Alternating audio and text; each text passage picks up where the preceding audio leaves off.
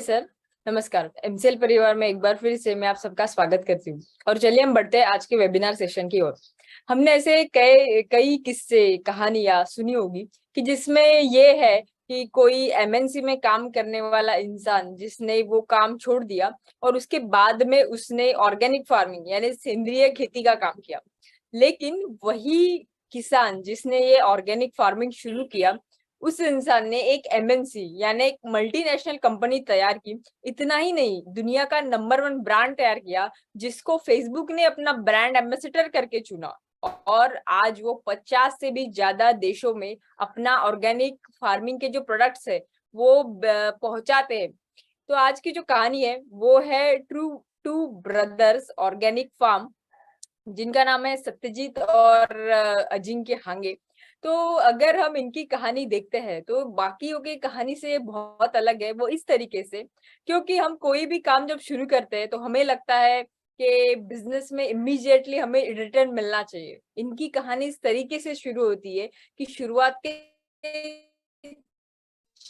4 साल इन्होंने 1 रुपया भी नहीं कमाया। इन्होंने 1 रुपया भी इससे नहीं कमाया। और जब 4 साल में उन्होंने इस तरीके से मेहनत की कि वो दुनिया का नंबर 1 ब्रांड बने, फेसबुक ने इनको अपना ब्रांड एम्बेसडर चुना और 20,000 से भी ज्यादा फार्मर्स इनके साथ में काम करते हैं, जिनको ये ट्रेन करते हैं। तो इनकी जो कहानी है वो इस तरीके से शुरू होती है कि ऐसा नहीं है इनको खेती क्या है ये पता नहीं थी। ये खुद किसान के बेटे थे। और लेकिन इनके पिताजी जो थे, इनको ऐसे हमेशा लगता था कि जो मेरा हुआ इस खेती के साथ में वो मेरे बच्चों के साथ ना हो। इसीलिए इन्होंने इन दोनों को इमीडिएटली बचपन में ही बोर्डिंग स्कूल में भेज दिया ताकि जितना हो सके ये इस फार्म से दूर रहे।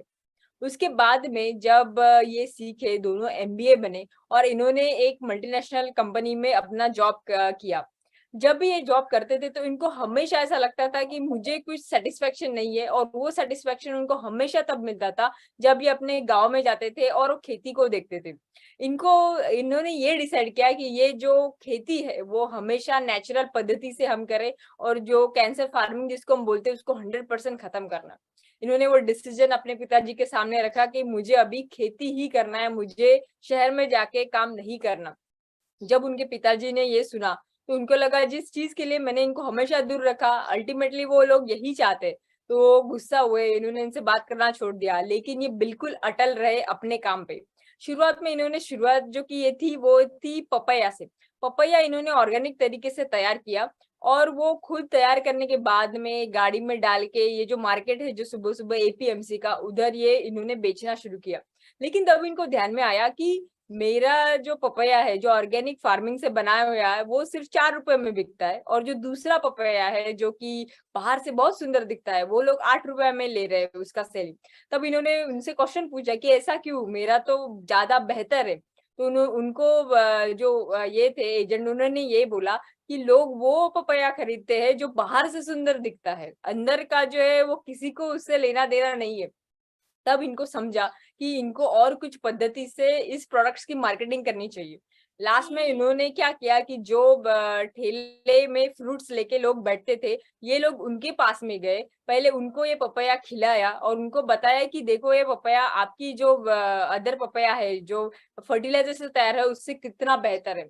इतना नहीं, इन्होंने खुद खड़े रह के जो भी कस्टमर्स आते थे उनको भी ये बताया कि हमारा पपैया कितना बेहतर है और ये हमें क्यों खाना चाहिए। लेकिन धीरे-धीरे ऐसा करते-करते उनको ये ध्यान में आ रहा था कि कुछ इसमें प्रॉफिट नहीं है। उनको समझ में आ रहा था कि कुछ एक गैप है जो मेरे प्रोडक्ट को अच्छी तरीके से मार्केटिंग मुझे करना चाहिए, तभी वो गैप खत्म हो सकता है। तो इन्होंने ये सोचा कि इस प्रोडक्ट की वैल्यू जहाँ पे होती है, जैसे कि मॉल्स है या तो फिर ऐसे इंटरनेशनल लेवल है जहाँ पे मेरा प्रोडक्ट अच्छे तरीके से लोग इसकी वैल्यू समझते हैं, वहाँ पे मुझे बिकना चाहिए। धीरे-धीरे इन्होंने डिजिटल मार्केटिंग, मॉल्स, ऐसे सभी जो बेस्ट चीजें हैं जो कि ऑर्गेनिक प्रोडक्ट्स को प्रमोट करते हैं, वहां पे इन्होंने अपना मार्केटिंग जो स्ट्रेटेजी है वो यूटिलाइज किया। और यही देखते हुए फेसबुक का इन्होंने जिस तरीके से वापर किया, तो फेसबुक के इन्होंने इनको इंडिया के लिए अपना ब्रांड एम्बेसडर चुना। और आज इस मोमेंट पे 20,000 से ज्यादा फार्मर्स को ये ट्रेन करते हैं कि ऑर्गेनिक फार्मिंग कैसे करना है। और इतना ही नहीं, 30,000 स्क्वायर फीट का इनका खुद का आज प्री प्रोसेसिंग सेंटर है, जहाँ पे वो ऑर्गेनिक प्रोडक्ट्स का प्री प्रोसेसिंग करके उसका पैकेजिंग करके ऑल ओवर वर्ल्ड में सेंड करते हैं। तो ये जो कहानी थी, ये आज की कहानी थी एक दो भाइयों की जुनून की, कि अगर कोई अपने जुनून पे उतर आए, एक भारतीय किसान, तो वो अपना भारत देश का नाम कहाँ पे लेके जा सकता है। और एमसीएल यही चाहती है कि हर एक गांव से